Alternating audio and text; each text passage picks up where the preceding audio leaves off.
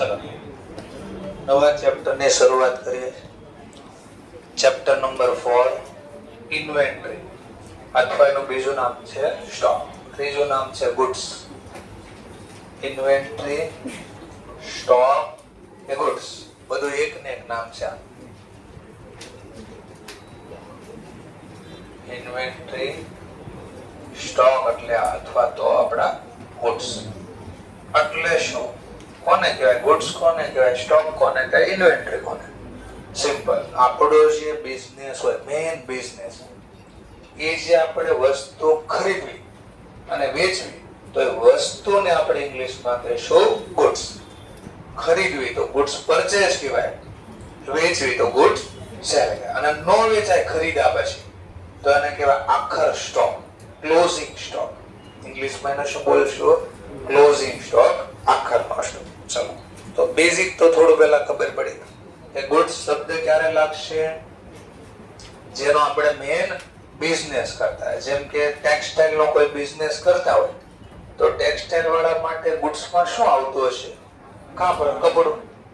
તો એ કપડું ખરીદે તો એને કે ગુડ્સ પરચેઝ, વેચે તો કે ગુડ્સ સોલ્ડ. અને નો વેચાય તો શું કે ક્લોઝિંગ સ્ટોક. વર્ષના અંતે જે ગુડ્સ પરચેઝ તો કર્યા બટ વેચા વગરના રહી ગયા, અનસોલ્ડ ગુડ્સ છે, એને કયા નામથી ઓળખાય?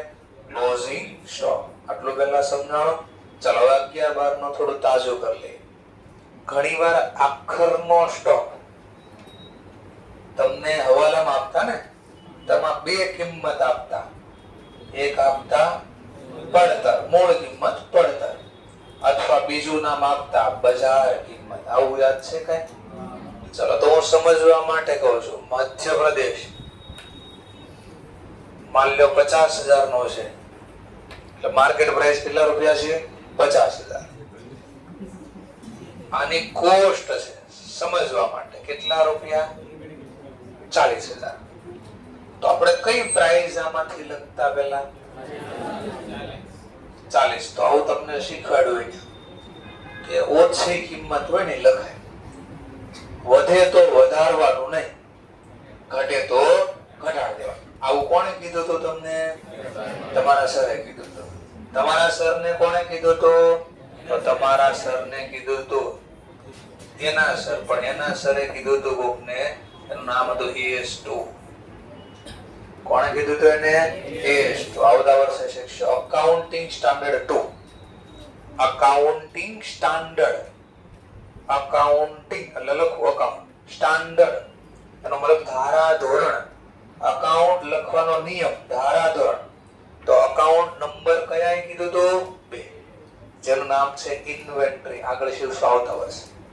તો આણે કીધું હતું કે કોસ્ટ ઓર, આ માર્કેટ પ્રાઇસ નું બીજું નામ અહીંયા બોલવામાં આવશે NRV. શું બોલવામાં આવશે માર્કેટ પ્રાઇસ ને? NRV, net realisable value. NRV, net realisable value. કેમ મળશે પછીનો ટોપિક છે, અત્યારે ખાલી બોલો એટલો સાંભળજો. કોસ્ટ ઓર NRV. તમે શું બોલતા? NRV ને માર્કેટ પ્રાઇસ. અહીંયા શું બોલશો ને? NRV.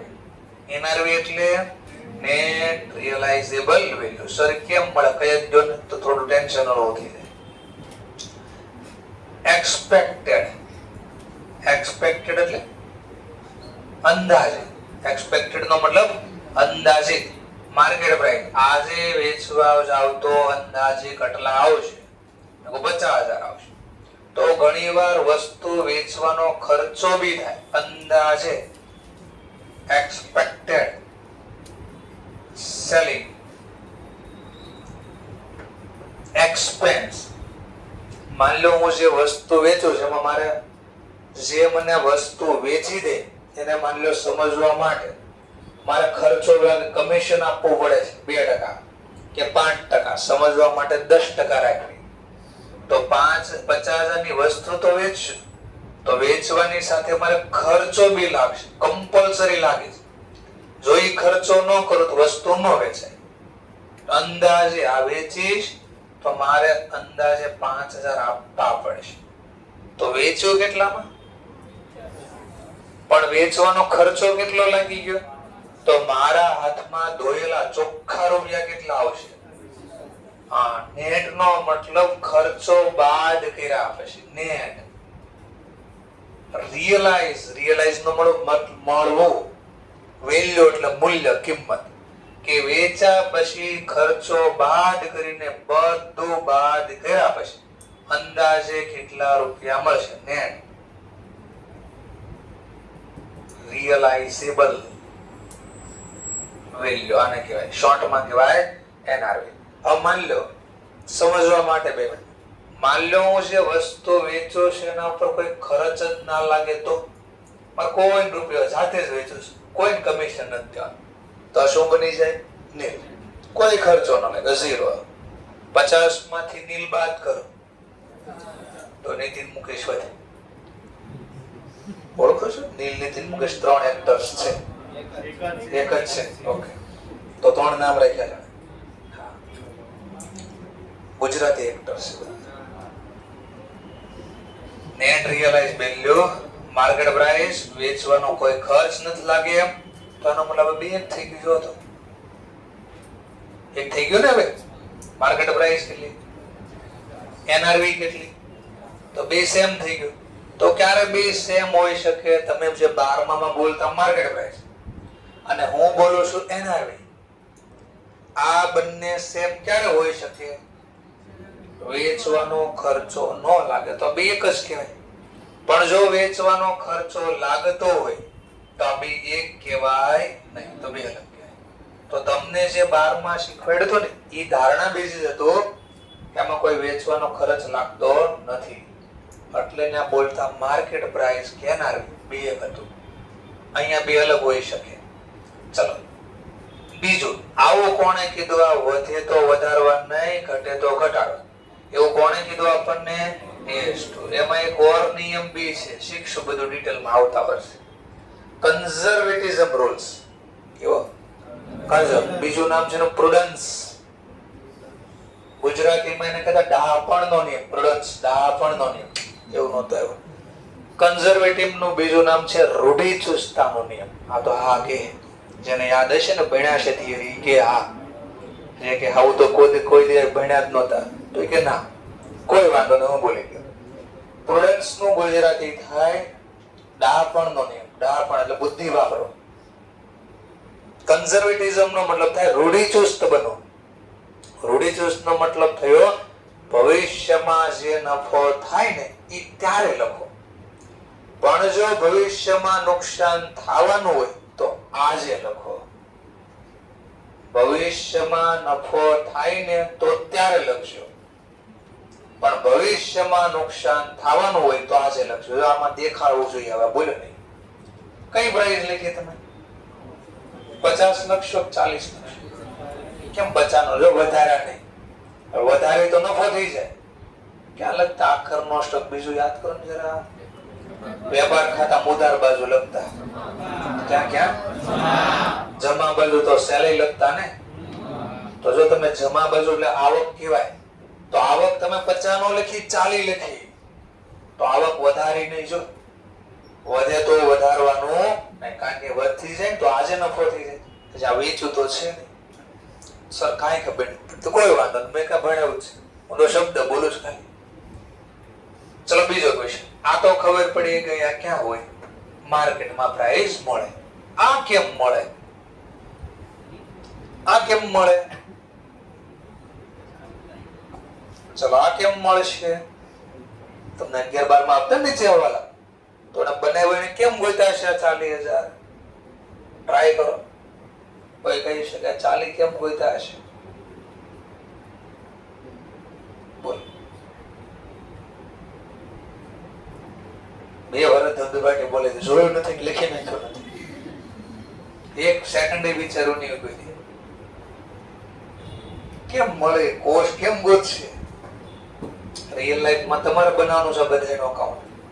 આખરનો સ્ટોક તમારે ગોતવાનો છે, વેલ્યુ તમારે નક્કી કરવાની છે. કેમ નક્કી કરશો?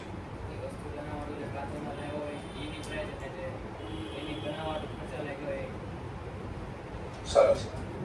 લા તે કીધું એ જ હું લખી દઉં. હવે હું તો થોડું ઈઝી કરતો, ટ્રેડર રાખો એટલે બનાવે તો નહીં ટ્રેડર, તો ખાલી ખરીદીને વેચી કાઢે. હવે મને કહે છે કોસ્ટ બરાબર. હા એટલે ક્વેશ્ચન થયો ને મનમાં, આપણે તો ક્વેશ્ચન ન થયો મનમાં. કેવો ક્વેશ્ચન? 100 રૂપિયા ક્વોન્ટિટી, માન લો 100 અને પ્રાઇસ રાખી દો 30 રૂપિયા. આ ખરીદી કરી, પરચેસ કર્યું, પરચેસ છે.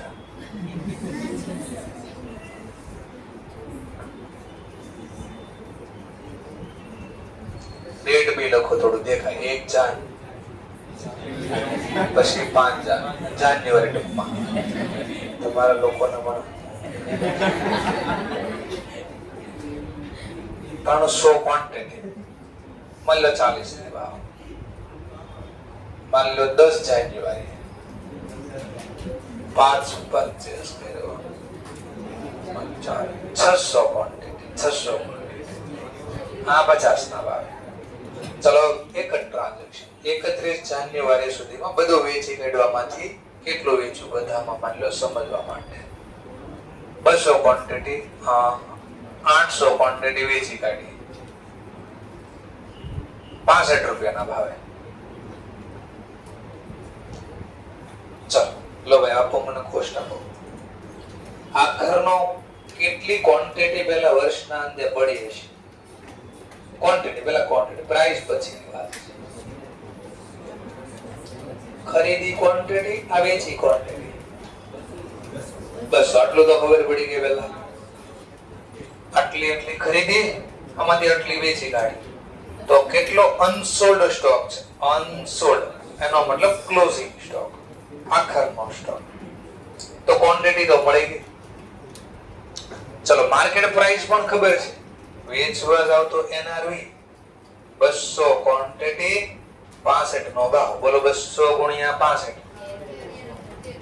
તો એનઆરવી માર્કેટ પ્રાઇસ તો મળે કે બીજું નામ સમજવા માર્કેટ પ્રાઇસ. ચલો હવે જે માલ નથી વેચાણાની કોસ્ટ કેટલી? લાભો કોસ્ટ આપો. ચલો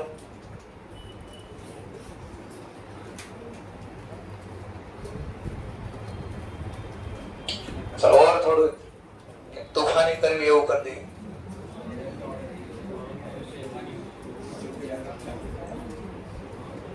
સાડી 350 ક્વોન્ટિટીઝ વેચી. 350 ક્વોન્ટિટીઝ વેચી. કેટલા પડ્યા હોય છે? 650. 65 ની પ્રાઇસ એ ખબર છે કેટલા? 42,250. ચલો જી કોસ્ટ કેટલી આવે? નથી વેચાણો એની કોસ્ટ કેટલી? ગોતું.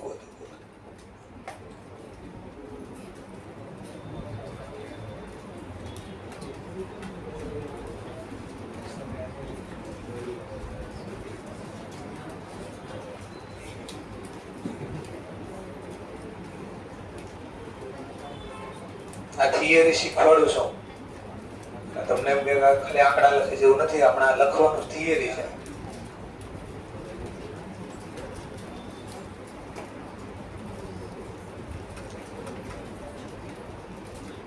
ચલો કઈ નહીં, પ્રોફિટ લોસ તો ગોતી નહીં.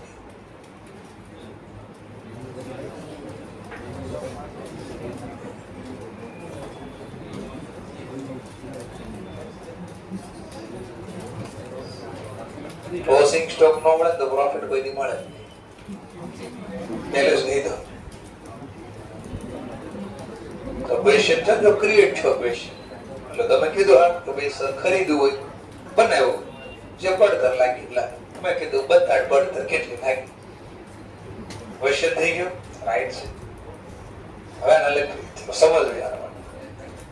તો આને ડિટેલમાં લઈ જતા પહેલા આપણે બેઝિક પહેલા થોડી ચર્ચા કરી કે ચાય પે ચર્ચા એમ બેઝિક ચર્ચા કરી દીધી આપણે. તો બેઝિક ચર્ચામાં પહેલા એવું કરે કેટલા પ્રકારના બિઝનેસ હોય. પહેલા બિઝનેસ કેટલા પ્રકારના હોય? 3 પ્રકારના હોય. Type of bus finance business. કેટલા પ્રકારના બિઝનેસ હશે? તો 3 પ્રકારના. 3 પ્રકાર કઈ? એક નામ તો બધાને ખબર હોય, ટ્રેડર. ટ્રેડર નો મતલબ વેપારી, વેપારીનો મતલબ જે ફોર્મમાં વસ્તુ ખરીદે એઝ ઇટ ઇઝ એ જ ફોર્મમાં વેચી નાખે, એનું સ્વરૂપ ન બદલે. માની લો હું ટ્રેડર હોઉં તો આ પેન ખરીદી સેમ કન્ડિશનમાં પાછી વેચી દો, આના રંગ રૂપ અંક આદર કદ કાંઈ ફેરફાર ન કરો, જેવું આવ્યું એવું વેચું, એને શું બોલાય? ટ્રેડર. એક આવે મેન્યુફેક્ચરી વાળા.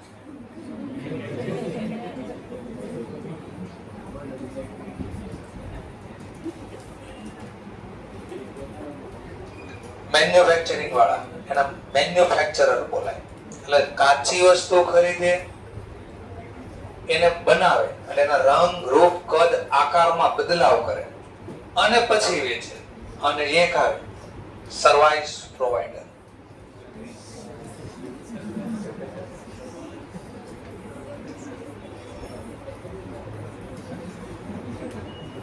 ચલો, આ અમે લોકો છે. અમે લોકો વસ્તુ વેચતા નથી. અમે વેચવી છે અમારું નોલેજ. વેચવી ઇન ધ સેન્સ તમને આપવી છે. જે વ્યક્તિ પૈસા લે બદલામાં વસ્તુ ન આપે એને સર્વિસ પ્રોવાઇડર કહેવાય. તો આ ચેપ્ટર અમે બન્યું જ નથી. હવે વિચારે કેમ બન્યું નથી? તો ઇન્વેન્ટરી નો મતલબ શું થાય? સ્ટોક નો મતલબ શું થાય? ગુડ્સ. ગુડ્સ નો મતલબ શું થાય? ઇન્વેન્ટરી. હાલાશ કરે. મેં કીધું સ્ટોક નો મતલબ શું થાય? ઇન્વેન્ટરી. તો ઇન્વેન્ટરી નો મતલબ શું થાય? ગુડ્સ. આખો હમણાં જે શીખ્યા જે આપણો મેઇન બિઝનેસ. શું મેઇન બિઝનેસ હોય? વસ્તુ ખરીદવી, વસ્તુ વેચવી. તો અમે વસ્તુ ખરીદતાય નથી, વેચતા બી નથી, એટલે અમને અમારા માટે આ ચેપ્ટર બન્યું જ નથી. આ તો ડોક્ટર લોકો માટે બી નથી બન્યું, વકીલ લોકો માટે બી નથી બન્યું, શિક્ષક લોકો માટે બી નથી બન્યું, ટેલિકોમ વાળા માટે બી નથી બન્યું. આ લોકો માટે છે. જે વસ્તુ ન વેચે એના માટે આ નથી બન્યું.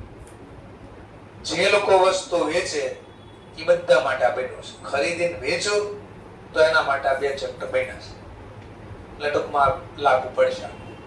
તો એક તો આપણે આ જવા દો વૈધા.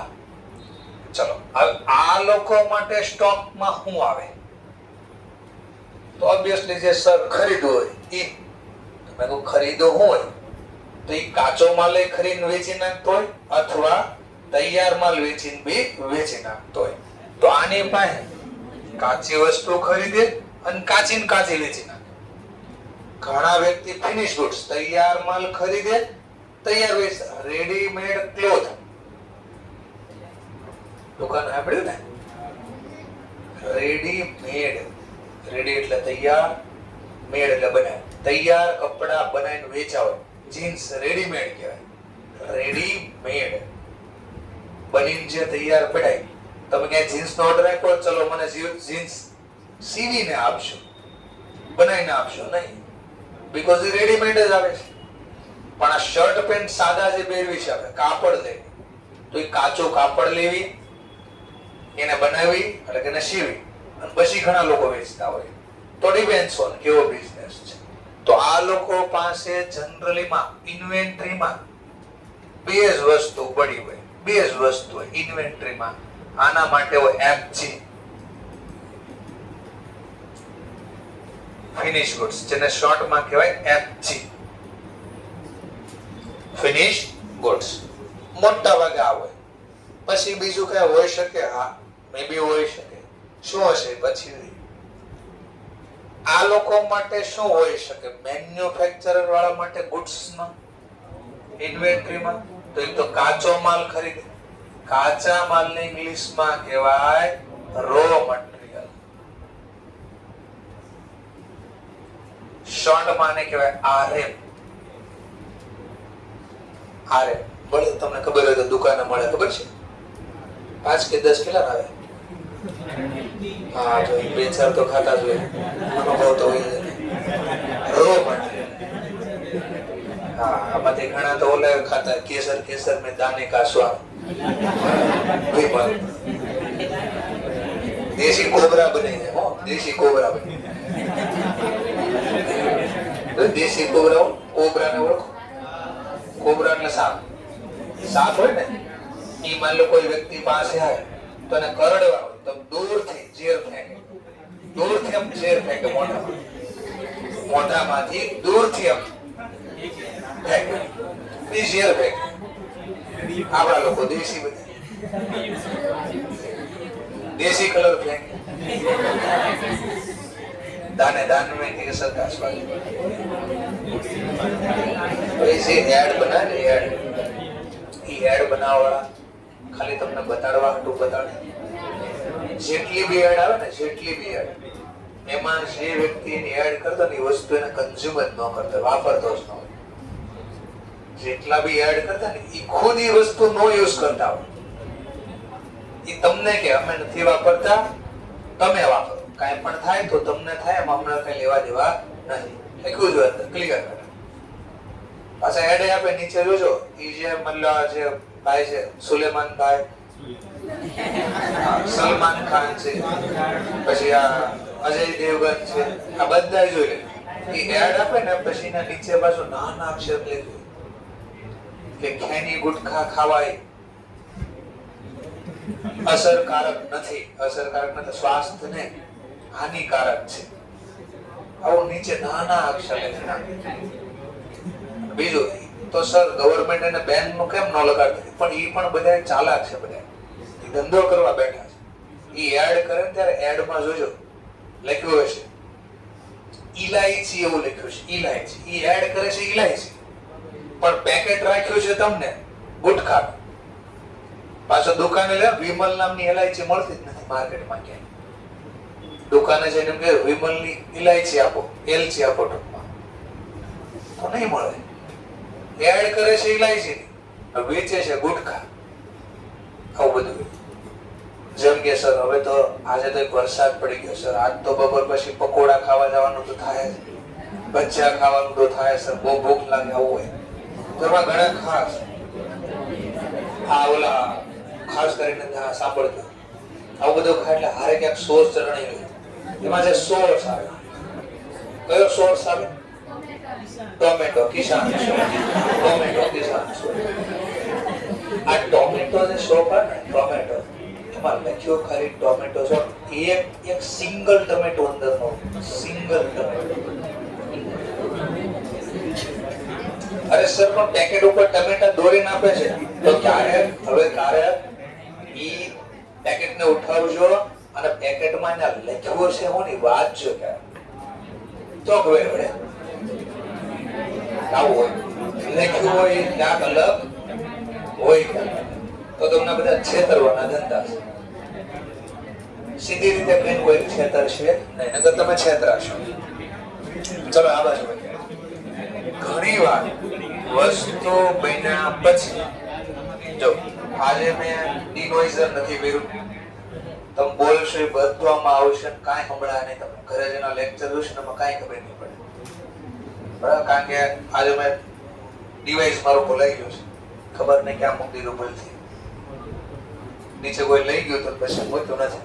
બે ત્રણ છોકરા આવ્યા હતા, સર અમારે લેક્ચર રેકોર્ડિંગ કરવું છે. રેકોર્ડિંગ કર્યા પછી મૂક્યું ક્યાંય ખબર નથી. તમારે શીખવો છો, મોસ્ટ વેલકમ. તો આ મૂકી દીધું એટલે આજે બને ત્યાં સુધી થોડો ઓછો અવાજ કર્યો, નકર તમારા લેક્ચર તમે ખુદ નહીં સાંભળે છો. તો રો મટીરિયલ એક આવશે WIP, વર્ક ઇન પ્રોગ્રેસ. એટલે હું વર્ક ઇન પ્રોગ્રેસ એટલે વર્ક ઇન પ્રોગ્રેસ WIP. એનો મતલબ આ વસ્તુ નાખી બનાવવા, નથી કાચી કે નથી તૈયાર, અર્ધ વચ્ચે પહોંચી ગઈ છે એટલે અર્ધ તૈયાર. ગુજરાતીમાં શું કહેવાય? અર્ધ તૈયાર. નથી આ કાચી એકદમ કે નથી એકદમ તૈયાર, અર્ધ વચ્ચે પ્રોસેસ થઈ ગઈ છે. જેમ કે આ પેન બનાવવા પ્લાસ્ટિક નાખ્યો, હવે પ્લાસ્ટિક નો આટલો ભાગ બની ગયો છે તો પ્લાસ્ટિક નો રંગ તો રૂપ કદ બદલી ગયું, પણ જે આ બધું આગળનો જે ભાગ છે એ જે એડ નથી, એડ થઈ જાય તો તૈયાર થઈ જાય. તો નથી આ કાચી, કાચી હોય તો ફોર્મ એનું સ્વરૂપ બદલ્યું ન હોય, સ્વરૂપ તો બદલી ગયું, પણ નથી એકદમ તૈયાર, આખી પેન તૈયાર નથી.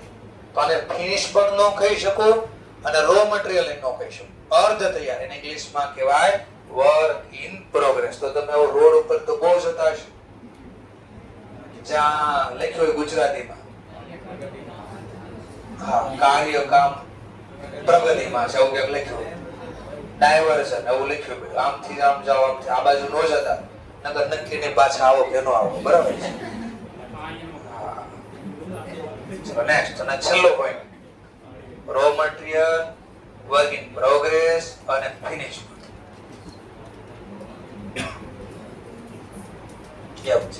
તો આની પાસે મટીરીયલ ના નામે કેટલું હોય, ગુડ્સ ઇન્વેન્ટરી ના નામે શું હોય, મેન્યુફેક્ચરર વાળા પાસે row material, work in progress, finish goods. Trader માટે ઓન્લી શું હોય, આ તો મેન થઈ. આની સિવાય કઈ હોઈ શકે, હા, રેપિંગ પેપર, પેકિંગ માટેના પેપર. જેમ કે માની લો, સમજવા માટે, તમે કોઈ ગિફ્ટ આર્ટિકલ ની દુકાનમાં ગયા હોય, કોઈ ફ્રેન્ડ ની આપણે માની લો બર્થડે હોય 100 તો એને ગિફ્ટ આપવા માટે વસ્તુ તો લઈ, પછી ગિફ્ટ એમને ના દેવી ના પડે, તો એના ઉપર પેકિંગ કરેલું કાગળ લગાડે. કાગળ નો લગાડે તો વાંધો સામે વાળાને ખબર પડી જાય આની અંદર શું છે, સીધું સામું દેખાય છે. તો ગિફ્ટમાં સરપ્રાઈઝ હોય કે શું ગિફ્ટ છે ખબર પડવા દેવી, અને તો એના ઉપર કાગળ જે વીટરે, કલર નો કાગળ, એને રેપિંગ પેપર કહેવાય. શું કહેવાય, રેપિંગ પેપર. તો મેન વસ્તુ વેચાય એની સાથે જ આ વસ્તુ વેચાય, અને પેકિંગ પેપર પણ કહેવાય. પેકિંગ પેપર, પેકિંગ માટેનું મટીરીયલ. તો એ આના પાસે બી હોઈ શકે, આના પાસે બી હોઈ શકે. પેપર બોલો અથવા મટીરીયલ બોલો. ચલો બીજું કઈ હોઈ શકે સર? હવે આના માટે હોય, આના માટે જનરલી નો હોય, પણ આપે તો લખવાનું. બીજું હોઈ શકે લૂઝ ટૂલ. શું હોઈ શકે, લૂઝ ટૂલ અથવા સ્પેર પાર્ટ. હવે હું સર આ નો સમજવા માટે ખાસ ધ્યાનથી સાંભળજો. આપણે ટુ વ્હીલ લીધી નવી, જો કોઈ નવી ટુ વ્હીલ લીધી તેને ખબર, આપણે તો ટુ વ્હીલ ખરીદી, પણ ટુ વ્હીલ ની હારે અમુક વસ્તુ એક્સ્ટ્રા આવે, કમ્પલસરી આવે. પાછું ચોઈસ ની વાત નથી, કમ્પલસરી આવે. જેમ કે હેલ્મેટ. તો વિચારજો સમજવા માટે, વેચી તો ગાડી, પણ ગાડીની સાથે હેલ્મેટ બી આવ્યું. પણ હેલ્મેટ આવ્યું આપણને મળશે ક્યારે? તો એ કંપની વાળાએ ખુદ પહેલા હેલ્મેટ ખરીદવું પડે કે બનાવવું પડે. તો મેઇન પ્રોડક્ટ વેચાય એની સાથે બી બીજા વસ્તુ વેચાય, આપવી પડે. તો લૂઝ ટૂલ હોઈ શકે, સ્પેર પાર્ટ હોઈ શકે, કોઈ પણ હોઈ શકે. બીજું કઈ સર એની સિવાય? હા, તો ખાસ એક બીજું, ગાડીની અંદર એક ટૂલ્સ આવે નાના નાના. આ ટૂલ્સ એટલે ખબર હોય તો કે ગાડી બંધ થાય તેમાં પાના, પેચા ને એવું આપ્યું હોય, વાંદરી પાનું બી આપ્યું હોય. વાંદરી પાનું કેવું ગમે ના ચોંટી જાય, લાગી જાય. એ એની સાઈઝ તમે ચેન્જ કરી શકો. બ્રિંચ એટલે પાના કહેવાય. તો એ પાના હોય, તો એ સાથે આપે. ઘણી વાર પછી પાછા જોજો ફર્સ્ટ એડ કિટ પણ આપેલી હોય. અંદર જોશો તો બેન્ડેડ હશે, અથવા ટ્યુબ હશે, અથવા પાટો બાંધવા માટેનો આપ્યો છે, આવું બધું આપે. આપણે તો ગાડી ખરીદી, આ બધું થોડી ખરીદ્યું. પણ જે કંપની આપણને આપ્યું ગાડી ખરીદી ને, તો એને પેલા ક્યાંકથી તો લાવ્યો છે ને. તો મેઇન પ્રોડક્ટ વેચાય એની સાથે બી આ વસ્તુ વેચાય, તો આમાં આ બી કવર થઈ શકે. બધા માટે ન હોય, જે વેચતા હોય ને હોઈ શકે. સર એ બે આપે શા માટે એ મને કહેશો? તો એક તો બધાના મગજ બહુ ભારે, મગજના બહુ સ્ટ્રોંગ. નક્કી નહીં ક્યારે ઝઘડો થઈ જાય તો ઝઘડામાં બચવા માટે બે હોય. કા હેલ્મેટ એટલે જે એક માથામાં ટોપવાનું, એક તો એટલા માટે, અથવા કોઈ આપણને મારે તો આપણે હેલ્મેટ પહેર્યું તો વાંધો ન આવે, તો એટલા માટે એક તો હેલ્મેટ. પણ સર પહેલા તો હેલ્મેટ ફરજિયાત નહોતા, એટલે તમને પાના આપતા, પેચા આપતા. પાનો કે પેચું એક ફરી દેવાનું, નથી ને કોણ ખાય પછી જોઈ. અને પછી એમ લાગે બહુ ઝાઝો વાગી ગયો છે, એટલે ફર્સ્ટ એડ કીટ આપે, એટલે ભાઈ વધારવા કી કયો લે લગાડ. તો આના માટે તમને આ લોકો આપે છે. બરાબર. હવે બોલ્યો એ બધું જ આવી લખ્યું. મેન્યુફેક્ચર ના બિઝનેસમાં raw material, work in progress, finish goods, store and spare part અને પેકિંગ મટીરીયલ. આ સ્ટોર અને સ્પેર પાર્ટ નો મતલબ જે આ શીખવાડ્યું હતું, હેલ્મેટ આપ્યું, પેન્ચું એવું બધું આને આપ્યું, ફર્સ્ટ એડ કીટ આપ્યું, તો એ બધું સ્ટોર એન્ડ સ્પેર પાર્ટ કહેવાય.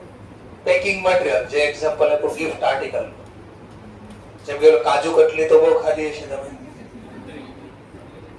બાર ગાવે બોલે બદલે, કોઈ નળ બોલે, કોઈ નળ બોલે. નળ સુરતી લોકો નળ ન બોલી શકે. અળ બોલવો હોય ને અળ, તો જીભ ટીઢે ઉપર ટચ થાય નહીં પડે. જો અળ બોલે ને ટચ નીચે અપ સુધી થાય. અને સુરતી લોકો હોય ને એ અળ ન બોલી શકે કારણ કે એની જીભ આખી પ્રોનાઉન્સ નથી કરી શકતી, ટચ નો થાય. ર બોલો ને એમાં ર તાળવે અડે જ નહીં. જો જીભ અડે નહીં, ટચ નો થાય, અળમાં ટચ થાય. ટૂંકમાં ગુજરાતી લેંગ્વેજ છે ને એ કસરત વાળી લેંગ્વેજ છે. આપણા જે શબ્દ છે અળ બોલો, હવે સમજવા માટે અળ તમારે હિન્દીમાં આવતો જ નથી. હિન્દીમાં અળ આવતો જ નથી. તો અળ શબ્દ આવતો જ નથી એનો મતલબ જીભ એટલી પ્રાણસ એવું કહેવામાં આવે. મારું કોઈ નથી આ એવું ન્યૂઝમાં ને એમાં આવ્યું હતું, એવું કહી શકે. એક સંસ્કૃત લેંગ્વેજ અને ગુજરાતી લેંગ્વેજ, આ બે લેંગ્વેજમાં એવો છે જેટલું ક્લિયરલી આપણે પ્રોનાઉન્સ કરી શકીએ, પ્રોનાઉન્સ આખો જે શબ્દ તે ઉચ્ચાર આપણે જેટલા ક્લિયર કરી શકીએ ઇંગ્લિશમાં, એટલું ક્લિયર બીજા કોઈ નથી કરી શકતા. બીકોઝ ઓફ આપણી જે કલમ ખટારો ખટારો આખો જે, તો આખી જીભ તમારી આ રીતે પ્રોનાઉન્સ કરે, તો એટલો ક્લિયર પ્રોનાઉન્સ આપણે કરી શકીએ. ઇંગ્લિશ લેંગ્વેજમાં આપણે જેટલું પ્રોનાઉન્સ કરી શકીએ ક્લિયર, એટલું બીજી કોઈ લેંગ્વેજમાં ક્લિયર પ્રોનાઉન્સ થતું નથી. ચલો આપણે આ ચેપ્ટરમાં આવવા નથી એટલે અહીંયા જોઈએ. જે લોકો ટ્રેડર હોય એના માટે જનરલી શું હોય, ફિનિશ હોય. પછી રેર કેસમાં આપી આવી શકે ફિનિશ ગુડ્સ અથવા સોરી પેકિંગ પેપર અથવા સ્ટોર એન્ડ સ્પેર. તો એક્ઝામમાં પૂછે કેટલા પ્રકારના બિઝનેસ આવે, તો 3. પણ એમાં આ ચેપ્ટર માટે આપણે બે કયા કામના, ઇન્વેન્ટરીના માટે મેન્યુફેક્ચરર ને ટ્રેડિંગ. ટ્રેડર બોલો, ટ્રેડિંગ બોલો. એમાં પૂછે એના માટે ગુડ્સમાં શું આવે, ઇન્વેન્ટરીમાં શું આવે અથવા સ્ટોકમાં શું આવે, તો લિસ્ટ છાપી દેવાનું. ક્લિયર થઈ ગયો એટલો ટોપિક? પાક્કો છે? ચલો આગળ વધીએ. હવે આ ઇન્વેન્ટરીનું વેલ્યુએશન કેમ કરશે, એટલે છેલ્લે જે માલ પડ્યો છે એનું વેલ્યુએશન કેમ કરવું, એને ગોતવાની કઈ રીત છે? હા, બે રીત છે. એક હિસ્ટોરિકલ કોસ્ટ મેથડ અને non historical cost method.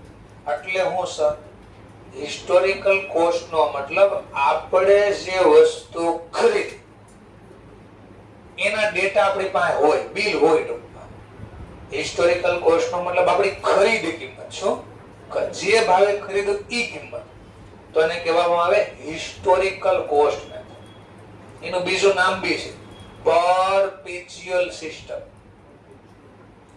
Perpetual system. Sir ક્યાં લખ્યું છે કે મેં? હા, બધું લખ્યું છે. Perpetual system.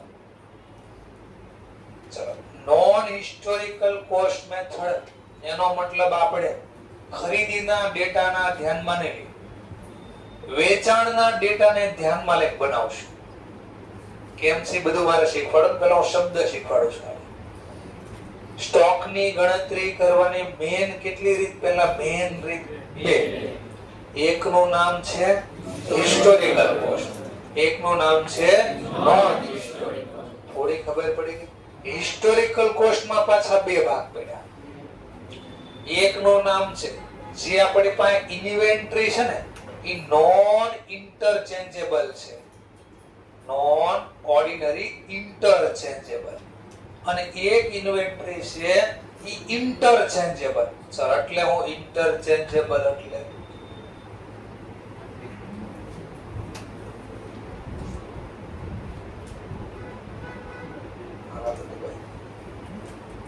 નીચે નીચે લાવો.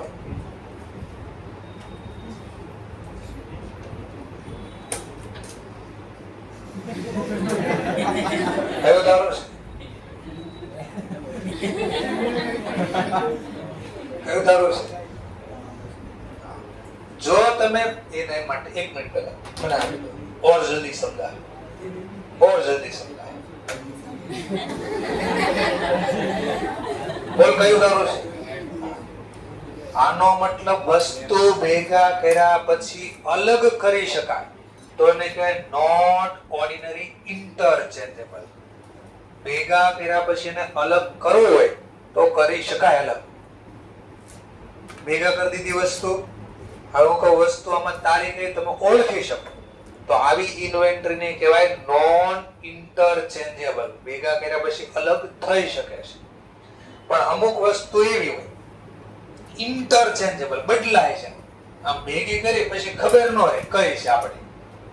જમ બદલાઈ જતી હોય, ભેગા કર્યા પછી વસ્તુ અલગ ન થાય, બદલાઈ ગઈ, કઈ છે ખબર ન રહે તો એને કેવી વસ્તુ કહેવાય? ઓર્ડિનરી ઇન્ટરચેન્જેબલ. થોડી ખબર પડી ગઈ હવે છે તમારા ભાગમાં આવી તો આટલી ખબર પડી પહેલા તો આ શબ્દ હતો ઇન્ટરચેન્જેબલ, નોટ ઇન્ટરચેન્જેબલ. નોટ ઇન્ટરચેન્જેબલ માં આવશે specific identification method. Specific identification method શીખાશો કોઈ દિવસ? આ મેથડ જોઈ છે કોઈ દિવસ મેથડ? નહીં. ચલો તમને ડેમો અપાવું. તો ખામી છે ને ભણવાની. ચલો ડેમો આપી. આપણે નાના હતા એકવાર બાળ મંદિરમાં આપણને મૂક્યા હતા તો અહીં એક બિલ્લા આપ્યા હતા.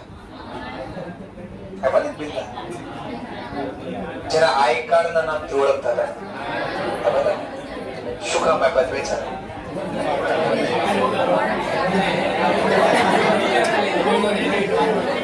હવે વિચારો શું કામ આપ્યા?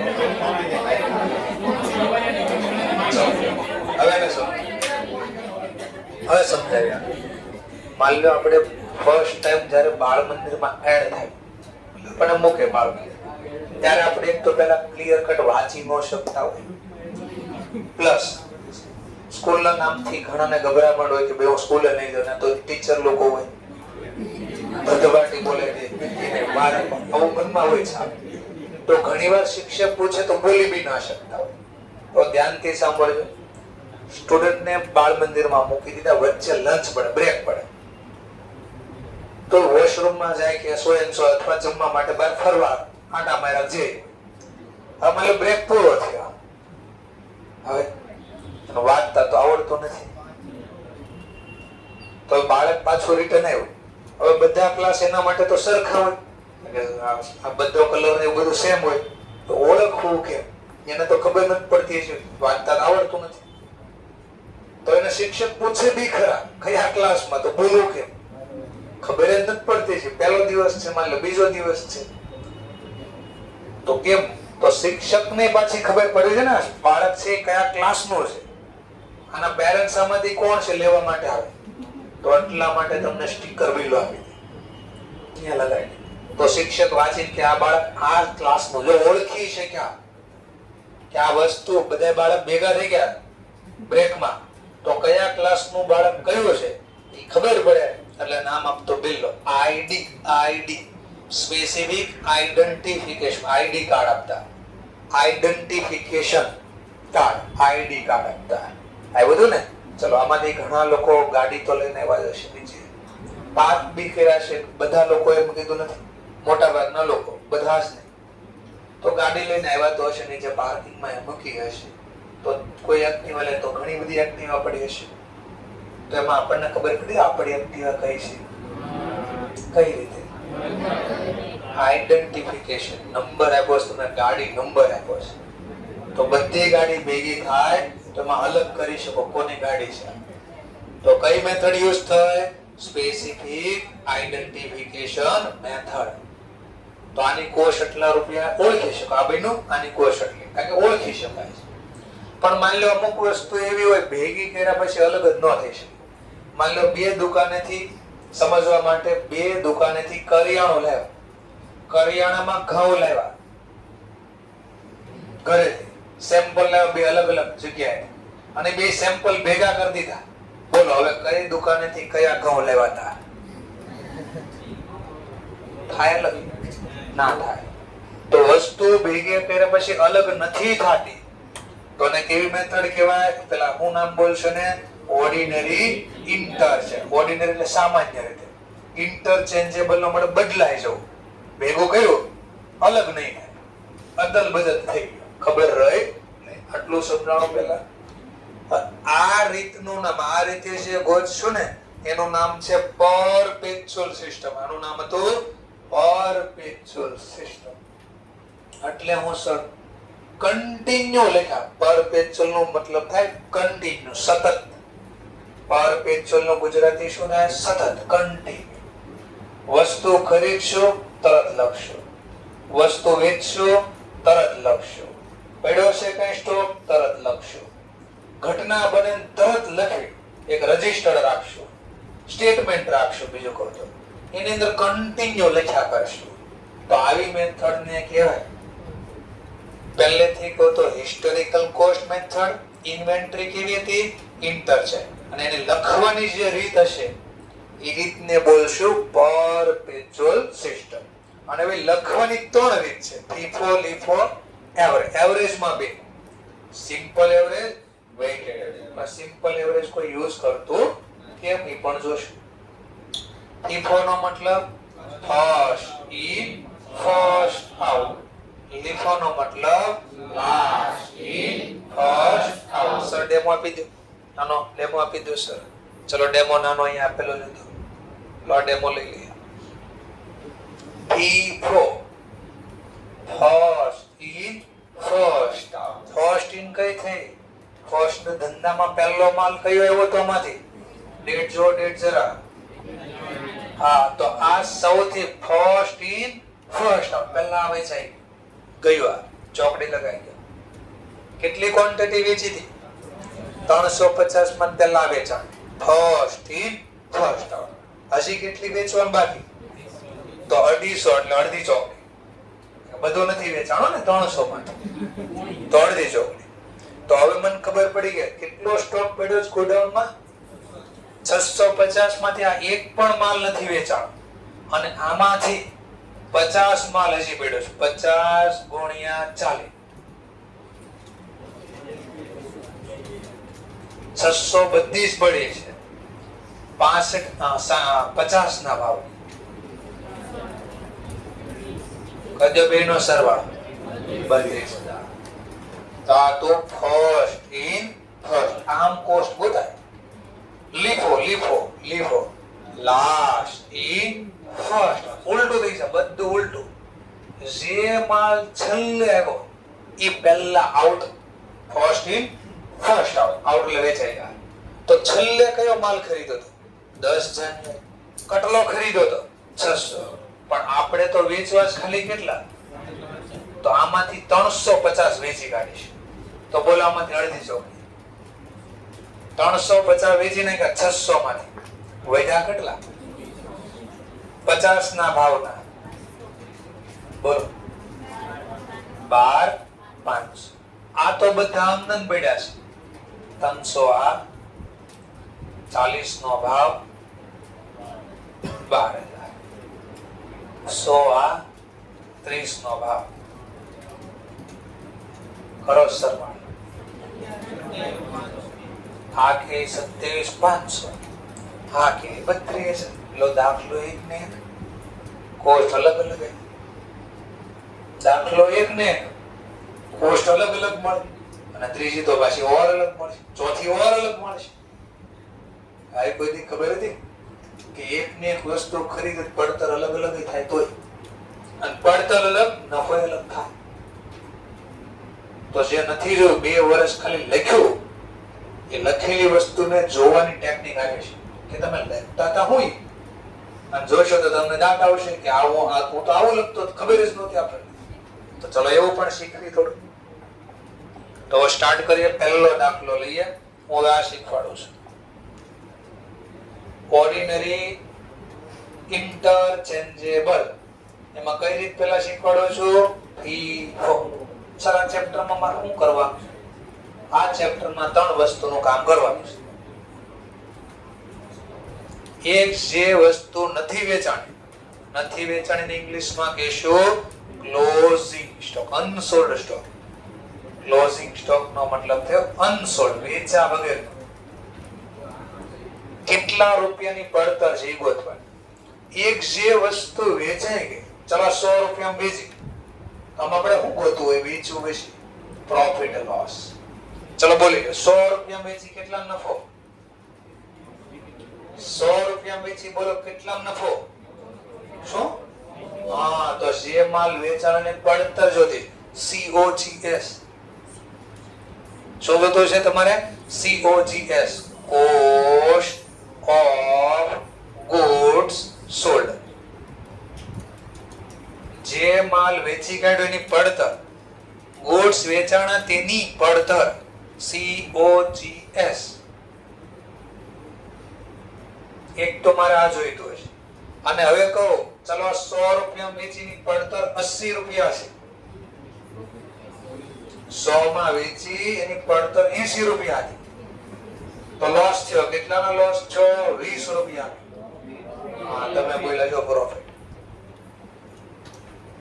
હું બોલો 100 રૂપિયા વેચીની પડતર હતી 105.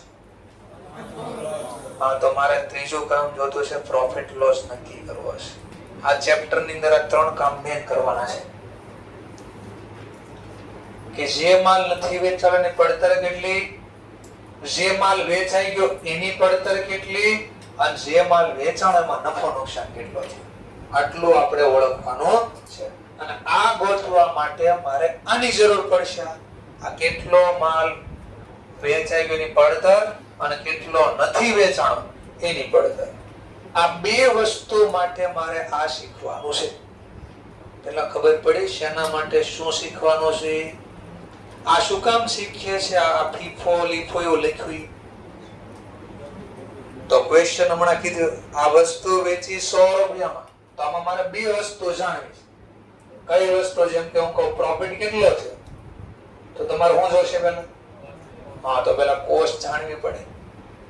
બીજું, કોસ્ટ મળી ગઈ 80 માં વેચ્યું, તો તમને શું મળશે? પ્રોફિટ. અને જે માલ નથી વેચાણો, માન લો સમજવામાં નથી વેચાણો, બોલવાની પડતર, આ નથી વેચાણી, બોલવાની પડતર. તો પડતર નક્કી તો કરવી પડશે ને, કેટલાની ખરીદી, બધું જોઈએ. આ 3 વસ્તુ માટે આપણે શીખવા જઈએ. તો સ્ટાર્ટ કરીએ. પરપેચ્યુઅલ સિસ્ટમ પ્રમાણે આને પછી સમજાવું, ટેમ્પરરી બાકી રાખો છો. 2 સિસ્ટમ છે, હવે લખવાની રેકોર્ડ કરવી પડે ને, કોસ્ટ ગોતવી પડશે. તો નક્કી કરવાને 2 રીત છે. એક પીરિયોડિક ઇન્વેન્ટરી સિસ્ટમ, એને અત્યારે નહીં બોલવે શબ્દ. પરપેચ્યુઅલ ઇન્વેન્ટરી સિસ્ટમ એટલે સતત. હવે આ શીખવી છે. ચલો સાથે લખવું હોય તો લખતા જઈ શકો છો, અમારે કઈ ગુરુ નહીં થાય. આનું ફોર્મેટ આવું બનાવવાનું છે.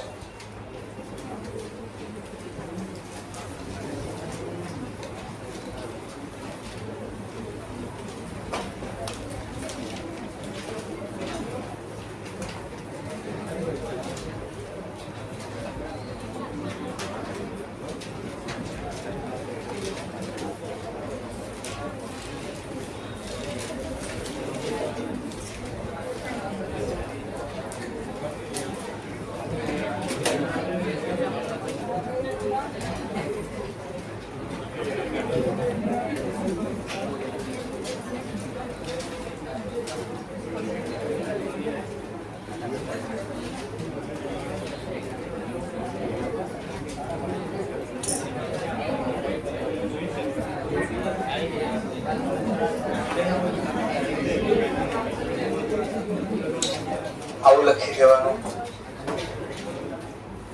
ત્યાર પછી 3 કોલમ બનાવવાની છે. આ એક કોલમ, જેમાં નામ લખશું પરચેસ. પછી પાછી 3 કોલમ બનાવવાની છે અને બીજી 3 કોલમને નામ આપશું ઇશ્યુ. અથવાનું બીજું નામ છે COGS. પાછી 3 કોલમ બનાવશું.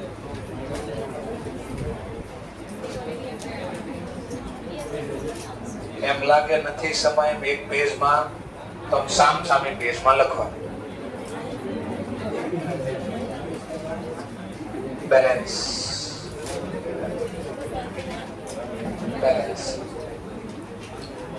આની અંદર નામ લખવાનું છે. પહેલા જ કીધું છે જેટલો અવાજ કરશો તકલીફ તમને થાય.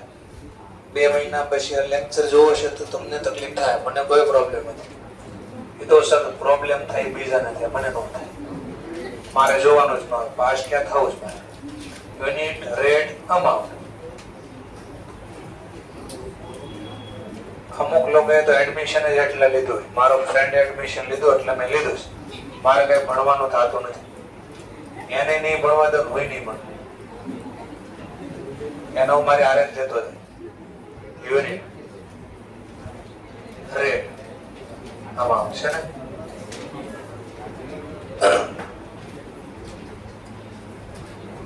આવું પેલા બનાવવાનું કોષ્ટક. જેટલી વાર ખરીદી થાય એટલી વાર ખરીદી આમાં લખીશ. જ્યારે વસ્તુ વેચીશ ત્યારે આમાં લખીશ. અને જો પડ્યું હશે તો આમાં લખીશ. તો કઈ કોલમમાં શું લખવાનું બેઝિક પહેલા સમજો. ચલો પહેલું ટ્રાન્ઝેક્શન લખીએ. જેમ કે પેજ નંબર 116 આ ક્વેશ્ચન સોલ્વ કરીએ છીએ. એમાં પહેલું લખ્યું 1/3/2004 આ ઓપનિંગ સ્ટોક પડ્યો છે. માર્ચ મહિનાનો હિસાબ છે. તો વારે ડેટ ન લખવી હોય તો પહેલી વાર લખી દે માર્ચ મહિનો. ચલો ખરીદી નથી. આ જો ઓપનિંગ નો મતલબ ઓપનિંગ સ્ટોક શરૂઆતનો સ્ટોક નો મતલબ ગયા વર્ષે અથવા ગયા મંથમાં જે નથી વેચાણ એ. તો જૂની બેલેન્સ છે એટલે આમાં લખવાનું. કઈ તારીખની ઘટના છે? 1 તારીખ. તો અહીં લખી દો 1/5/2004. તો 1/2004 માર્ચ 2004. તો વારે નથી બદલવાનું. તો એક વાર લખી દેવાનું અને પછી એક વાર ડેટ ખાલી લખ્યા કરો. પહેલી ડેટ એટલે વારે લખવું ન પડે. ક્વોન્ટિટી, યુનિટ એટલે ક્વોન્ટિટી. કેટલી ક્વોન્ટિટી હતી આપણી પાસે? 100. @ 20 એટલે પ્રાઇસ બતાડે, રેટ બતાડે, પ્રાઇસ બતાડે. આ બેનો ગુણાકાર એટલે અમાઉન્ટ. કેટલા રૂપિયાની વસ્તુ પડી કહેવાય? 2000. ફરીથી જૂનો સ્ટોક પડ્યો તો બેલેન્સ. જૂનો સ્ટોક, જૂની બેલેન્સ પડી હતી. કઈ તારીખની જૂની બેલેન્સ? તો 1 માર્ચ 2004. તો ત્યાં લઈ દેવાનું પહેલા. ચલો ત્યારબાદ હવે આ બધી ઘટના બની. આ મહિનાની ઘટના છે. તો બધી ઘટના બની આપી છે. ચલો પહેલી ઘટના બની 1/3/4 ના રોજ કિંમત છે 25 રૂપિયા અને પરચેઝ યુનિટ છે 200. ચલો તો પહેલા ડેટ ની કોલમ માં ડેટ પહેલી તારીખ. તો માર્ચ ઉપર એકવાર લખાઈ ગયું, વર્ષ બી લખાઈ. 1 તારીખ ખરીદી કરી તો પરચેઝ ની કોલમ માં લખો. કેટલા યુનિટ? 200. કયા રેટના? 25. આ બેનો ગુણાકાર એટલે અમાઉન્ટ મળશે 200 × 25 5000. તો ખરીદી જે કરી અહીંયા લખો. પછી ધ્યાનથી જોજો કાઈ વેચવું છે? ના, નથી વેચવા છે. ડેશ. હવે બેલેન્સ કઈ પડી છે? હા, જૂની બેલેન્સ બી પડી છે, નવી ખરીદી પડી છે. કઈ વેચવું નથી. તો પહેલા ક્રમ જાળવી રાખવાનો છે. જૂની વસ્તુ પડી હોય પહેલા લખવાની. તો જૂની કેટલી પડી હતી પહેલા? 100. કયા ભાવની? 20. અમાઉન્ટ પ્રમાણે 2000. અને નવી જે વસ્તુ ખરીદી આની નીચે લખવાનું. એટલે ક્રમ જાળવી રાખવો પડશે. કારણ કે ઓલો FIFO LIFO પ્રમાણે લખવો છે ને. એટલે ચલો 200 ક્વોન્ટિટી નવી ખરીદી આની નીચે 25 ના ભાવે કેટલા રૂપિયા? 5. તો જો રોજ લખો છો, દરરોજ એન્ટ્રી પાડો છો એટલે નામ પડ્યું પરપેચ્યુઅલ સિસ્ટમ. પરપેચ્યુઅલ નો મતલબ સતત. ઘટના બની સતત લખીશ. ચલો જો ઘટના લખાઈ ગઈ. હવે માની લો એઝ એ અકાઉન્ટન્ટ તરીકે માની લો વ્યક્તિ જેને લખ્યો અથવા માલિક તરીકે હું અકાઉન્ટન્ટ ને પૂછે ભાઈ પહેલી તારીખે કેટલો માલ પડ્યો છે, કેટલો પડ્યો છે, ક્વોન્ટિટી 300 જો મળી ગયો ખાય. હું પૂછું કેટલા રૂપિયા ટોટલ પડ્યો છે માલ, એમાં હું પૂછું જૂનો કઈ પડ્યો છે, હું પૂછું કેટલી ક્વોન્ટિટી, હું કહું કેટલા ભાવની પડી છે, બધું એક હારે મળી દેજો કારણ કે મેં સતત લખ્યું છે. ચલો એવું બીજો ટોપિક લઈએ. 5 તારીખે પાછી ખરીદી કરી તો ડેટ ની કોલમમાં ડેટ 5. આ એક આવડી જશે તો પછીના બે ઓટોમેટિક આવડશે. બરાબર સાંભળજો, નો સમજાય કે 300 યુનિટ ખરીદ્યા તો ક્વોન્ટિટીમાં 300, રેટ પ્રમાણે 30. બોલો 300 ગુણ્યા 30 9000. બોલો વેચ્યું છે આ તારીખે કઈ સેમ તારીખે વેચ્યું છે ના, તો જવા દો ડેશ. ચલો બેલેન્સ. બેલેન્સ નો મતલબ જે પડ્યું છે. ચલો કઈ પડ્યું છે, આ જૂનું બી પડ્યું છે, નવું ખરીદ્યું એ બી પડ્યું છે. તો પહેલા જૂનું જે વસ્તુ પડી હોય લખવાની. ચલો આ જૂની વસ્તુ આ નહીં, આ જૂની હતી, આ નહીં, એ ઓલરેડી અહીં આવી એટલે આને પછી ભૂલી જાવ. આ ઉપરની ડેટ છે એ જૂની કહેવાય હવે કારણ કે આમાં આવી ગયું છે ઓલરેડી. તો 100 ક્વોન્ટિટી, 20 ની પ્રાઇસ 2000, 200 ક્વોન્ટિટી આ જૂની પડી છે, 25 ની પ્રાઇસ 5.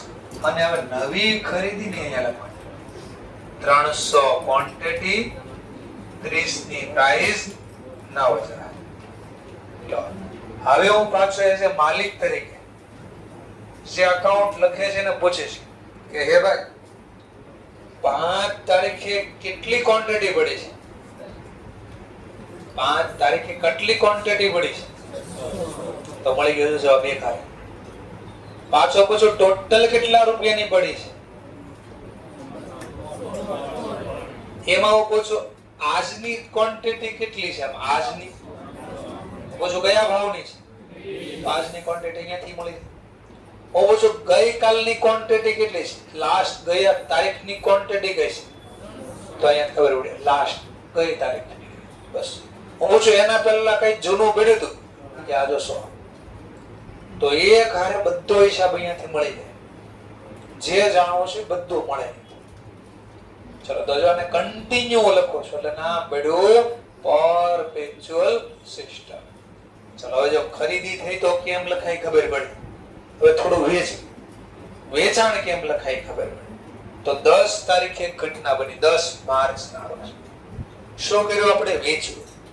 કેટલી ક્વોન્ટિટી વેચી, કયા ભાવની વેચી, 50. તો ખરીદી તો છે નહીં, ખરીદી માટે વેચવાનો મતલબ ક્વોન્ટિટી ઇશ્યુ કરી આપી. ઇશ્યુ નો મતલબ જે ક્વોન્ટિટી વેચવી છે. ચલો કેટલી ક્વોન્ટિટી વેચી, 450. કયા ભાવની વેચી, 50. બોલો 450 ગુણ્યા 50 22,500. ચલો હવે બરાબર આમ નો લખતા ને 40,500 ગુણ્યા 50 22,500 લખ્યું. બે મિનિટ પણ કેટલી ક્વોન્ટિટી આપણી પાસે હતી ટોટલ કેટલા વેચી કાઢ્યા, કઈ પડ્યા છે હજી. ચલો 150. હવે જોજો બરાબર ટોટલ કેટલા રૂપિયાની ખરીદી હતી, કેટલા, એમાં વેચી કેટલા રૂપિયાની, તો નેગેટિવ માં એટલો સ્ટોક પડ્યો છે. સમજવા માટે 5,000. વિચારો તમે કેટલા રૂપિયાની વસ્તુ હતી, એમાં વેચીને 16,000 માં 22,500 વેચાય.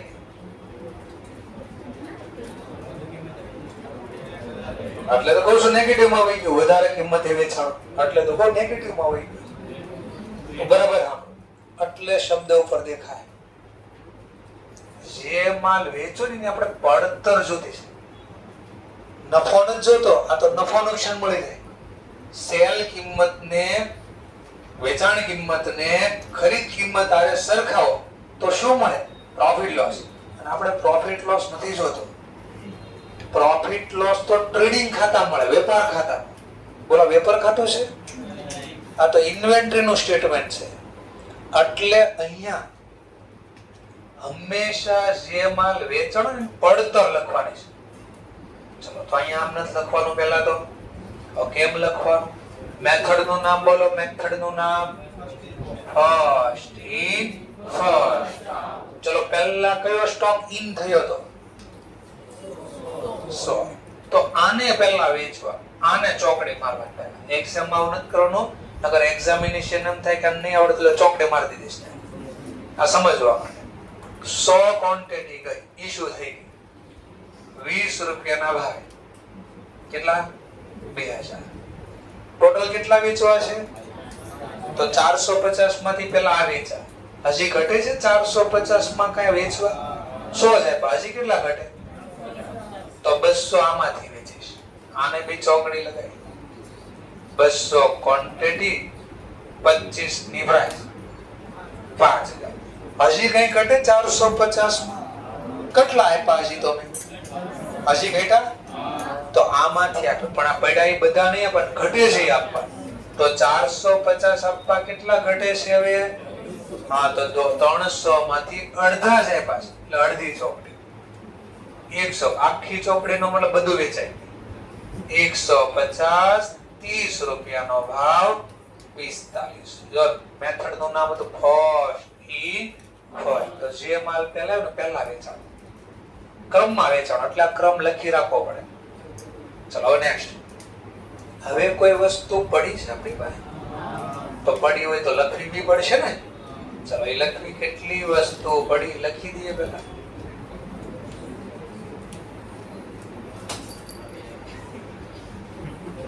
નો આવડે તો પેન્સિલ, ઇરેઝર ના, સ્ટેપલર ના, કેલ્ક્યુલેટર ના ઘા નહીં કરવાની.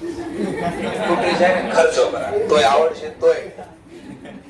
તો 300 માંથી 150 ગયા, તો હજી કેટલા વધ્યા?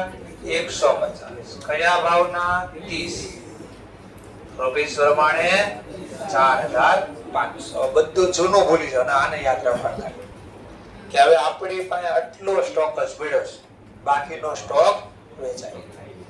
કેમ વેચવાનો? ફરીથી કેટલી ક્વોન્ટિટી વેચી, કયા ભાવની? તો મેં જો 450 ગુણ્યા 50 નો લખ્યા. અહીંયા કેમ નો લખ્યા એનું રીઝન બી બોલ્યો. જો 50 લખો ને સેલ પ્રાઇસ, તો આ ક્વોન્ટિટી નેગેટિવ માં વહી જાય, સોરી અમાઉન્ટ નેગેટિવ માં વહી જાય. અને નેગેટિવ નો મતલબ પ્રોફિટ લોસ થઈ ગયો તમને. આપણે અહીંયા પ્રોફિટ લોસ જોઈએ છે, તો શું જોઈએ છે? બે વસ્તુ જોઈએ છે. જે માલ નથી વેચાણો એની પડતર, અને જે માલ વેચાઈ ગયો એની પડતર. તો જે માલ વેચાઈ ગયો એની પડતર છે, જે માલ નથી વેચાણો એની પડતર છે. પ્રોફિટ લોસ ક્યાં નક્કી થાય? તો આપણે ટ્રેડિંગ ખાતું નથી બનાવતા, અહીંયા તો પડતર ગોતવી. વેચાણ કિંમત ના છે ના લખશે. ચલો હવે 11મો ક્વેશ્ચન. પેજ નંબર આપણો 116. 15 નંબરનું 15 તારીખનું ટ્રાન્ઝેક્શન. ચલો 15 તારીખે શું ઘટના બની? પરચેઝ ની કોલમમાં કેટલી ક્વોન્ટિટી, કયા ભાવની? 35 ના ભાવ. 400 ગુણ્યા 35 14. આ તારીખે વેચ્યું કઈ? ના, લખો ડેશ. જૂનો કઈ સ્ટોક પડ્યો છે? હા 150. કયા ભાવનો? 30. 45. અરે 100 ને એવું બધું હતું એ કેમ નો લખ્યું અહીંયા? આગળ તો લખતા જો. હા, તો આમાંથી વેચે. છેલ્લી તારીખ હોય ઈ જ હોય. હવે આ તારીખ એટલું જ પડ્યું હતું, તો પેલા અહીં લખ્યું. નવી કઈ ખરીદી કરી તો આ નીચે લખવાનું. કેટલી નવી ખરીદી કરી? 400. કયા ભાવની? 35. બોલો 400 ગુણ્યા 35 14. ટૂંકમાં ખરીદી થાય ત્યારે શું કરવાનું? પહેલા જૂનું લખવાનું, નવી ખરીદી નીચે એડ કરવાની. ચલો આના 5 માર્ક્સ 6 માર્ક્સ તમને આપશે આવું લખવાનું. 20 તારીખ તો 36 ઘટશે ને 36. 20 તારીખ પાસે 500 ક્વોન્ટિટી તો લેખા 500. 40 ની પ્રાઇસ છે ખરીદી, તો 500 ગુણ્યા 40. આ તારીખે વેચ્યું છે કઈ? ના, તો ડેશ. ચલો જૂની ક્વોન્ટિટી પહેલા લખવાની. જૂની કેટલી પડી હતી? 150. 30 ના ભાવે 4500. ઓર જૂના બેડા છે કઈ? હા, 400 ક્વોન્ટિટી, 35 ની પ્રાઇસ, 14000. નવું કઈ ખરીદ્યું તો આજે? હા, તો નવી ખરીદી આની નીચે લખવાની. તો પહેલા જૂના લખવાના, પછી નવા ખરીદાય લખવાના. 500 ક્વોન્ટિટી, 40 ના ભાવની, 20000. લખાઈ ગયું. હવે ઓર કઈ ઘટના બની? હા, 25 તારીખ સેલ કર્યું, જો સેલ માં લખ્યું છે. ચલો તો 25 તારીખ સેલ કર્યો એટલે ઇશ્યુ ની કોલમ માં લખો. કેટલી ક્વોન્ટિટી વેચી? 750. કયા ભાવની? 55. બોલો 750 ગુણ્યા 55. બોલો તો ખરી, બોલો તો ખરી. 41,200. ઉતાવળમાં એક્ઝામ આવું લખીને આવવાના જ છો તમે. અત્યારે ના પડશે મને પાકી ખબર છે. ફરીથી અહીંયા પ્રોફિટ લોસ નથી જાણવો. પ્રોફિટ લોસ જાણવો હોય તો સેલ પ્રાઇસ લખાય. અહીંયા તો મારે પડતર જાણવી છે તો અહીંયા પડતર લખવી પડે. ઉતાવળમાં આવું કરીને લાવવાનો છે. હું બતાડું છું કેમ ભૂલ થાય છે. ચલો, મેથડ નું નામ શું છે? હા, તો પહેલો માલ આપેલો છે તો સૌથી પહેલા આને વેચવાનો. 750 ક્વોન્ટિટી માટે ગોડાઉન માંથી પહેલા આટલો માલ કાઢી લે. 150, 30 ની પ્રાઇસ, 45. હજી ઘટે છે 750 માં. કેટલા ઘટ્યા? હા, તો હવે આનો વારો લેશું. સેકન્ડ 400 બધી ક્વોન્ટિટી, 35 ની પ્રાઇસ. બોલો 400 ગુણ્યા 35, 14. હજી કઈ ઘટી ક્વોન્ટિટી? હજી કઈ 750. કેટલા ઘટે? હા, તો આમાંથી અડધી પડ્યા. એ બધાને ઘટતા હોય એટલા તો અડધી ચોકડી કે અડધો જ વેચાણ. કેટલા ઘટે છે 750 માં? 200. તો આમાંથી 200 વેચાણ. 40 ના ભાવે 8,000.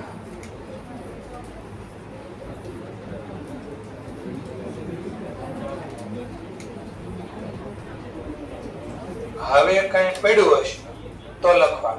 ચલો, હવે કોઈ ક્વોન્ટિટી પડી છે બેલેન્સમાં? હા, બે તો વેચાઈ ગઈ. અડધી ચોકડી 500 માંથી અડધા જ વેચ્યા, 200. તો હજી કેટલા પડ્યા? 300 ક્વોન્ટિટી. કઈ પ્રાઇસ ની? 40. બોલો 300 ગુણ્યા 40, 12. હજી પહેલા કોઈને નો સમજણ પૂછી આ આવડશે તો પછીના બે ટોપિક ઓલરેડી આવડી જાય. સમજાય છે? ના વર્ષ નથી આવ્યા મળે. હા વાળા કોઈ દી હા નો બોલે, ના વાળા કોઈ દી ના નો બોલે. એટલે મારે જાતે સમજી જવાનું, આવડી જ ગયું હશે. ચલો, 30 તારીખે પાછી ઘટના. 100 ક્વોન્ટિટી વેચી કાઢી. તો પરચેસ તો છે ને, તો પરચેસ માં નહીં લો. 100 ક્વોન્ટિટી, 60 ના ભાવ ને 6. ઉતાવળ કરીને એટલું લખી દેવાનું. વેચાણ કિંમત લખવાની છે અહીંયા? ના, યાદ રાખવાનું.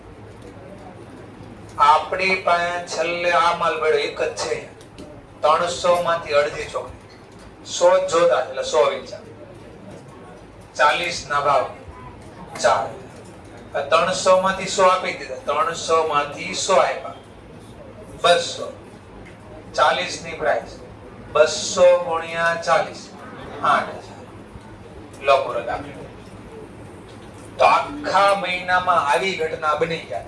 આખા મહિનાની ઘટના છે. કઈ તારીખે ખરીદા, કઈ તારીખે કેટલા વેચા, કઈ તારીખે કેટલા પડ્યા છે. આખા મહિનાનો હિસાબ લેખો. આમ હોય અકાઉન્ટ. જેનો અકાઉન્ટ લખવા જશો ને આવું કરવું પડશે.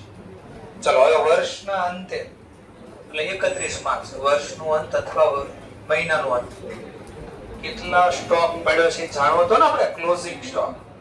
ચલો હવે જોઈએ. તો આના માટે બોલો એટલું, બધાનું નથી કઈ કામ કરવાનું આપણે, ખાલી મને બોલો એટલું પરચેઝ ના યુનિટ નું ટોટલ કરવાનું. પરચેઝ આ યુનિટ નું ટોટલ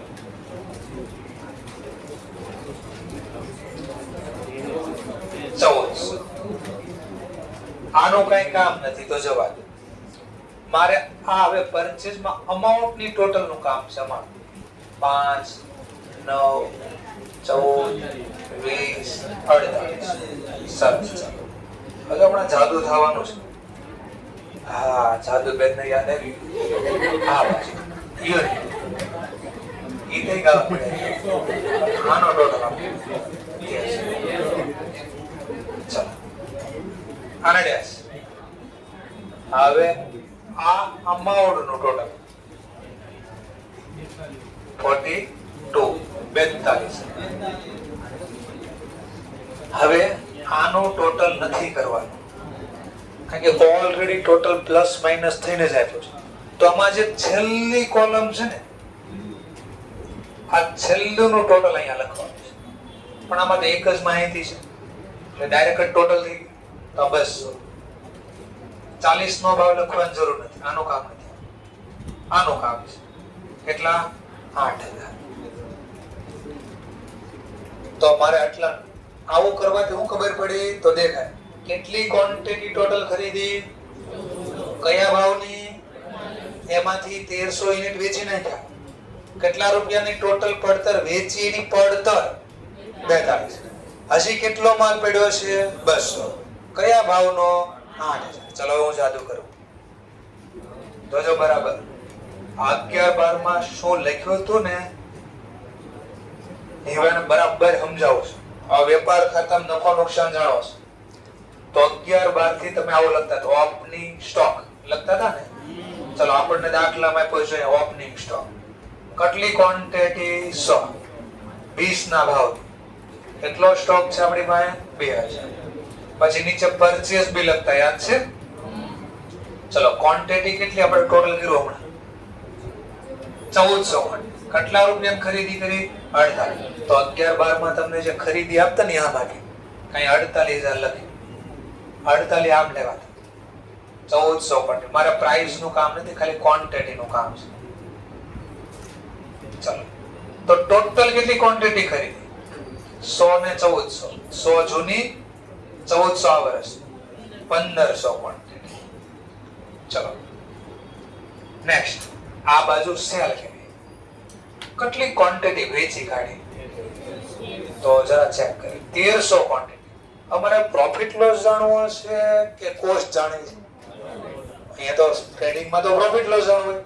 તો અહીંયા મારે 1300 ક્વોન્ટિટીની વેચાણ કિંમત લખવાની છે. અહીંયા છે 450 ક્વોન્ટિટી.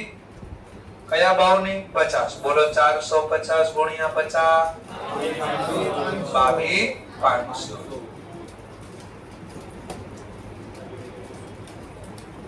चलो और भाषा खरी वेचा 750 क्वांटिटी 55 ना भाव और 100 क्वांटिटी वेची काढी 60 ना भाव.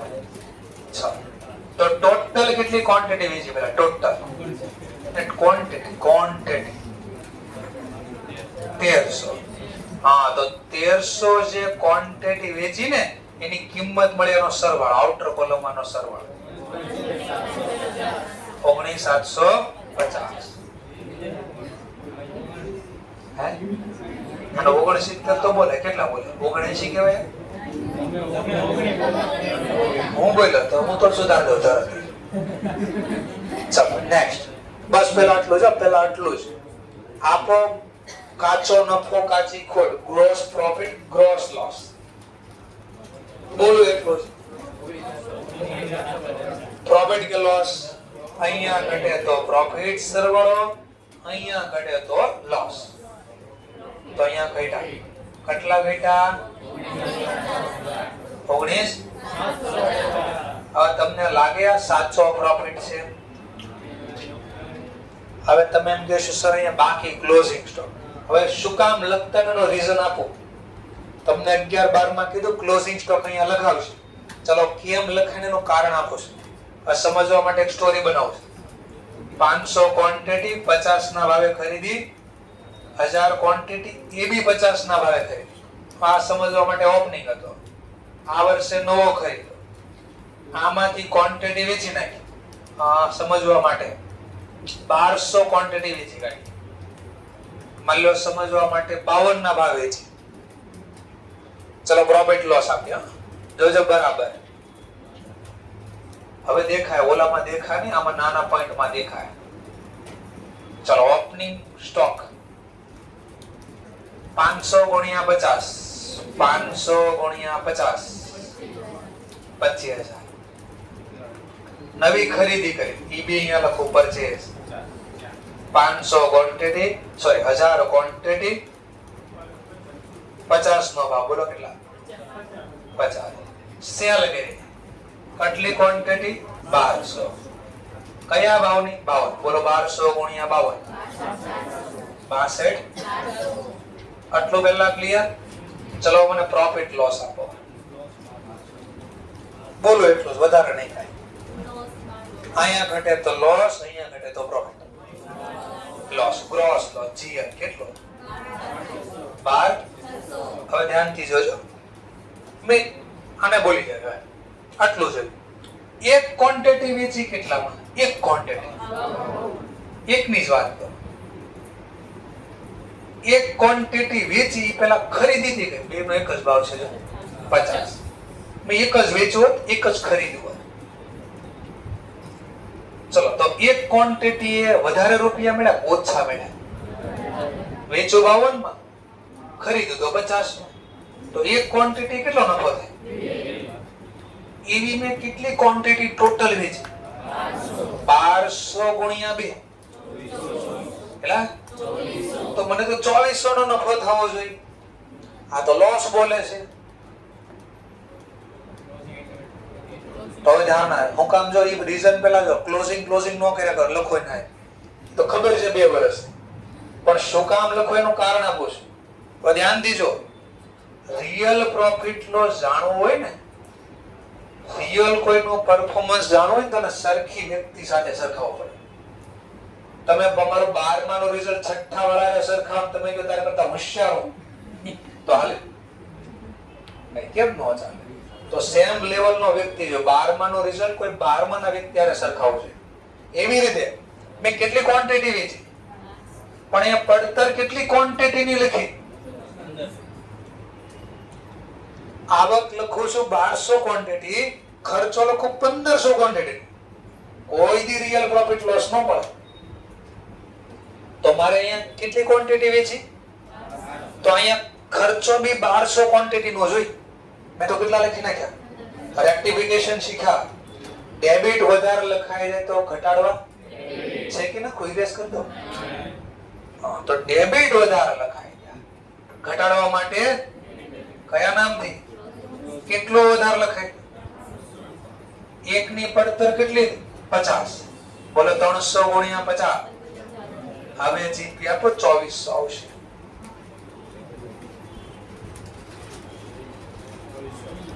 અહીંયા 2400.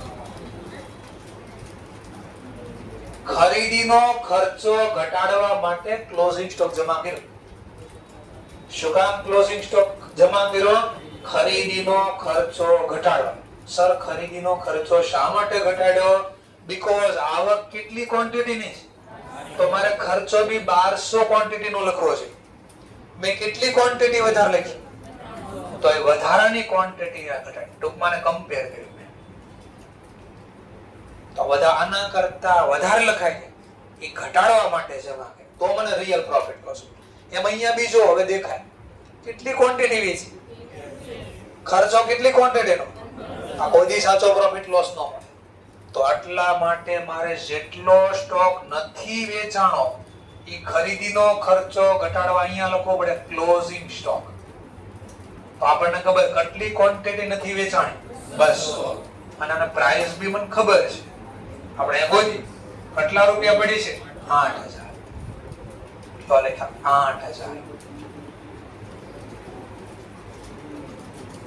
Closing stock 200, quantity 8000. હવે જીપી ગોતો. તો હવે જીપી તમને રાઈટ મળે 27700. થોડું સમજાણો? લો સર, આ તો અમે લખતામાં શું કર્યું તમે જાદુ કઈ થયું નહીં. ચલો હવે જો આને લખ્યું હોય નહીં, જો બટરફ્લાય, ભૈયાએ દીવાર તોડ,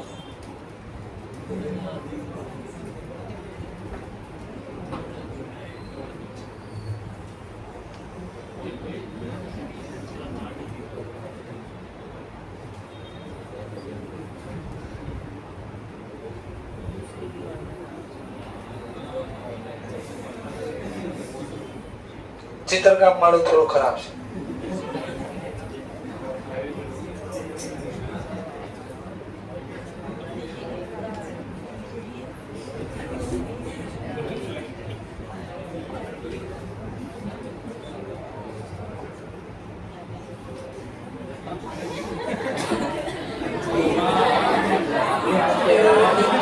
આવું ચિત્રકામ છે મારું. હવે આ હું કર્યું સર, હવે ધ્યાન દીજો. આમાંથી જરા લેસ કરો ને.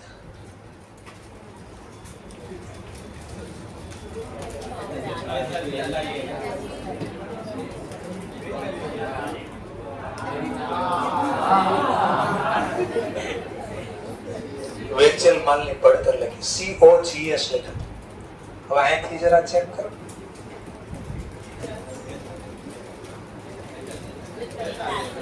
કેટલા? જ્યાંથી જો ત્યાંથી COGS દેખાય. અહીંથી જો તોય COGS દેખાય, અહીંથી બી જો ને તો COGS જ દેખાય. વેચેલ માલની પડતર. અચ્છા સર, તો મેં કીધું ખબર પડી ગઈ મને. હું ખબર પડી ગઈ તો સર COGS નો આપણે સૂત્ર બનાવી દઈએ. મેં કહ્યું કઈ રીતે? એટલે સર જો આમ બને, ઓપનિંગ સ્ટોક પ્લસ પરચેઝ બરાબર, નહીં પહેલા બરાબર, પછી સૂત્ર બને COGS વત્તા ક્લોઝિંગ. મેન સૂત્ર આ બને. હવે આમાંથી મારે COGS જોતો, COGS જોતો છે. તો બે as it is, opening stock plus purchase આ ઇઝ ઇક્વલ ટુ ની આ બાજુ છે, આ બાજુ જાય પ્લસ વાળો ઊંધી જાય માઈનસ. અથવા મેં કીધું એમ નહીં, COGS બીજી રીતે જોતું છે, cell minus profit, GP profit. તો બી મને શું મળી જાય? COGS વેચેલ માલની પડતર. તો આ એક્ઝામમાં સૂત્ર પૂછે તો આ બન્યા સૂત્ર.